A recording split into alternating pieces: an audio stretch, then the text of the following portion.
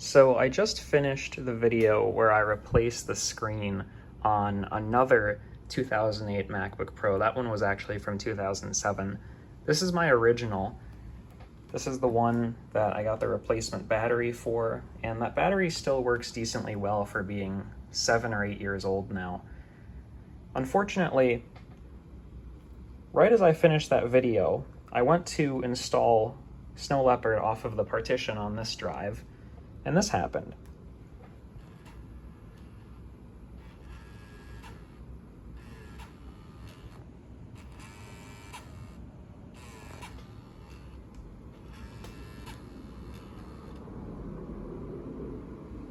The poor thing. I have touted this MacBook Pro's reliability for a while, but it seems the logic board has finally given up. About a year ago, I actually had to do the old school reflow trick, which I know isn't the correct way, but it's the only way I have right now. So if you remember from the previous MacBook Pro repair, I now have a working 2.5 gigahertz logic board. I wasn't expecting to do this, but I think today I'm also going to be replacing a logic board in one of these machines. It's actually been maybe 6 months since I filmed the last clip. I just haven't really had the time to work on these machines until now. So I think I've done this on camera a few times now, maybe not, but these MacBooks have lots of screws that you need to remove compared to the unibody ones. This MacBook, of course, by now is missing a lot of the screws. You'll notice this one was missing, and in fact, though it is the same depth as the other three, when I put it in fully, it pops the top of the keyboard out. So at this point, I just don't put it back in. I think it's in my tray of like miscellaneous screws, so I haven't lost it yet.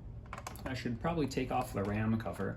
If the parted out machine had its screws still, I would just use those, but I don't think that came with any of the chassis screws at all. You'll notice also the screws for the battery bay are missing, and I guess I took the memory out. As I said previously, this machine will run 2 gigs of RAM, 3 gigs of RAM, but two 2 gig modules for a total of 4 just doesn't work. It just acts like there's no memory installed. Again, that is probably my own doing, just because that failure kind of occurred after I did the heat gun reflow, though the machine continued to work for maybe a year and a half. I'm realizing now, before I take this machine completely apart and have the parts strewn across the desk, maybe I should get the logic board out of the donor unit first.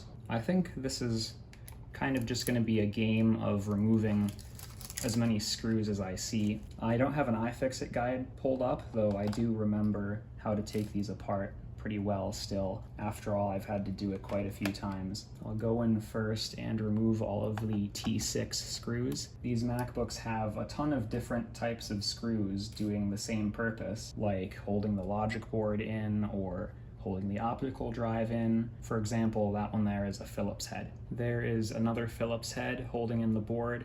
Across from it is a Torx T6. Cue the comments about doing this on a towel. I have never had an issue with static electricity, not as far as I can tell. Of course, to get the board fully out, you have to remove a whole bunch of other components, the fan, optical drive. I might end up swapping the fans out too at some point, just because on the machine that this board is going into, the fans don't really sound very healthy. Not too dusty. If you haven't seen my previous upload, that's a different Wi-Fi card than this machine originally had. I'll switch over to my Phillips head and remove the remaining screws, as far as I can tell.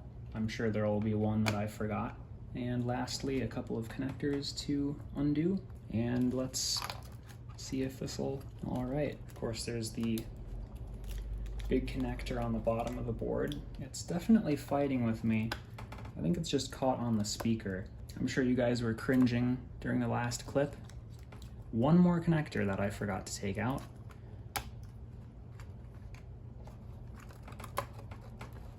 That'll do it. All of the memory chips for the video card are populated. I'll have to see what kind of VRAM this has, if it's a 256 or a 512 megabyte board. But there is our donor logic board. I did fire this machine up over the summer when I recorded the first video, and this logic board does work, last I checked. Now I'm gonna put this machine back together as much as I can, put all the screws back in their original spots, etc., just so I'm not missing anything if I ever need to dig this out later. So the donor unit is more or less put back together. I was looking at the specifications on the bottom of the keyboard for this unit, and it does have a 1.5 gigahertz processor. The chip on the dead board is a 1.6, so we are seeing a little bit of a hit on the processor speed, but the 2.6 and the 2.5 gigahertz logic boards should both have the 512 megabyte graphics cards. I wanted to get this done while it was still light out, but at the last cut, my phone ran out of storage, so I had to, import all my footage, wipe the phone, and now I probably have 20 or 30 minutes left of sunlight. Just for the record, if you look there, you can see this is a 2.6 gigahertz logic board, and again, the 2.5 and the 2.6 gigahertz boards came with 512 meg of video memory. Off camera, I put in my best effort to clean those chips off. You can see there is our video processor.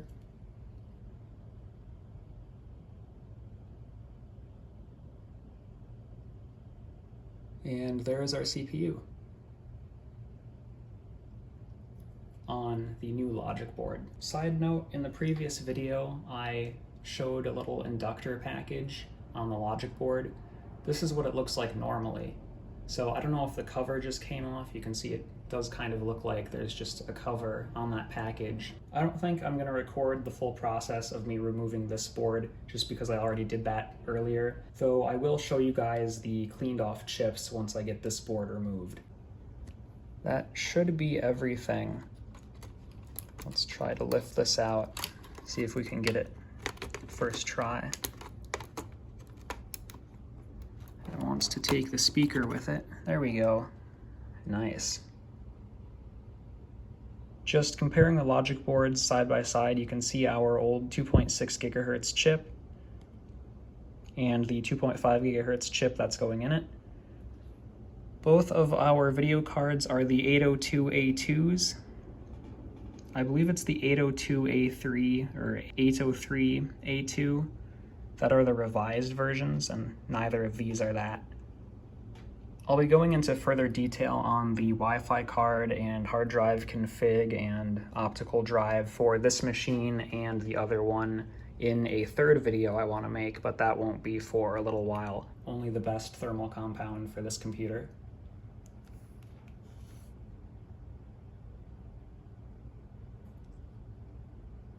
Didn't mean to do that. I think this ran out just now. Well, the next tube I grabbed just happened to be MX4, which is actually pretty good. So I guess nothing to complain about there.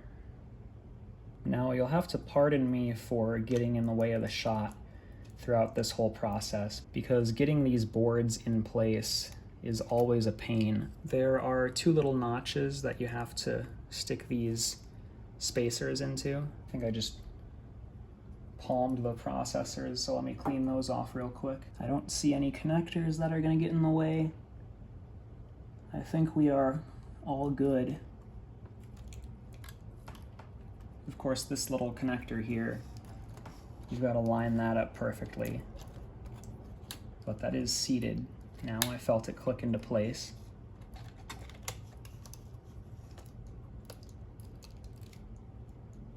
And I think that is seated correctly now. Of course, I'm gonna get this screwed in off camera as well, just because my elbow is gonna be in the shot anyway. This is a Latitude D430 that I just found in my storage. I don't remember where I got it from, maybe a dumpster dive. This has a gigabyte of DDR2 in it, and I think an onboard gigabyte as well. This has a Core Duo processor in it, if anyone's wondering. Gigabyte of RAM should do the trick. Well, I've put the machine back together fully. I just decided I'd keep that gigabyte of RAM in there, and I put the RAM door back on as well. These machines have a habit of turning on when I plug them in and not waiting for me to hit the power button. So I decided I'd start rolling before plugging it in. Here we go.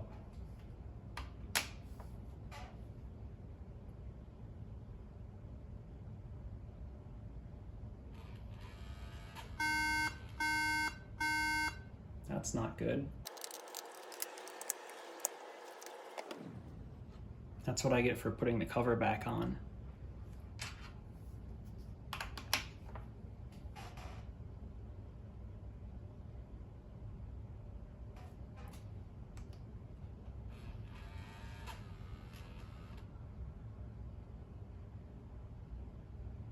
Well, no sound. Odd that it didn't like running the memory in the one slot, but as you saw, I just put it in the other slot and it works fine, evidently. If you didn't see earlier, I do have a hard drive in here and there should be Mac OS on there, or sorry, OS 10.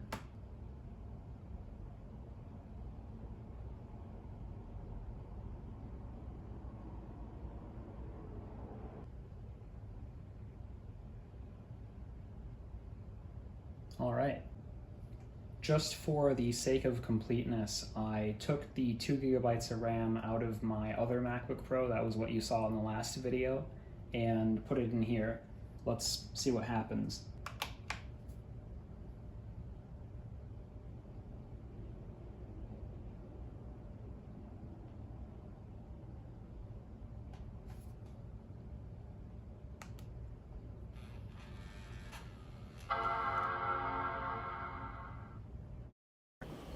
Sounds good. This MacBook has a matte display on it, and when I got the machine, it had what looked to be liquid damage aside from a scuff at the top there. And that never really went away or anything, but it also never got in the way. Well, aside from having 1068 on the drive, you can see we have a 2.5 gigahertz Intel Core 2 Duo and 2 gigs of DDR2 RAM. That's exactly what I expected. It's nice to have this machine running again because I had quite a few little projects on here that I was working on. And yeah, I could have pulled the drive out, but I kind of figured if I have the machine open, I might as well replace the logic board. So that's what I did. Well, it's certainly nice to see this machine working again. Like I said, in a future video, I'd like to cover both machines in greater detail. I'd like to go into things like the Wi-Fi card and optical drive specifications, as well as just cover the overall configs of both machines, and maybe running some tests, including seeing if the optical drives work, seeing how the fans are. I suppose I could even benchmark both of them. As for this logic board, I think what's going to end up happening is I'm going to take the 2.6 gigahertz processor off somehow, some way, and put it on one of these working boards. I'd also like to replace the GPUs on these with the revised versions. Either I'll do that or I'll send them off somewhere to have that done. This board I think is done with. Again, one of the memory slots does not support 2 gigabyte modules. However that works, I don't know. It does support 1 gig modules, so I can have a total of 3 gigs in there, but not 4. And I suppose not 6 either, because these machines do unofficially support a 4 gig and a 2 gigabyte module for a total of 6 gigabytes of RAM, which these machines might see someday. Again, all of that is for a later video. In the next couple of videos, we're going to be taking a break from the Mac content and looking at some PC equipment. So with that said, thank you for watching. I hope you enjoyed, and I will see you in the next video.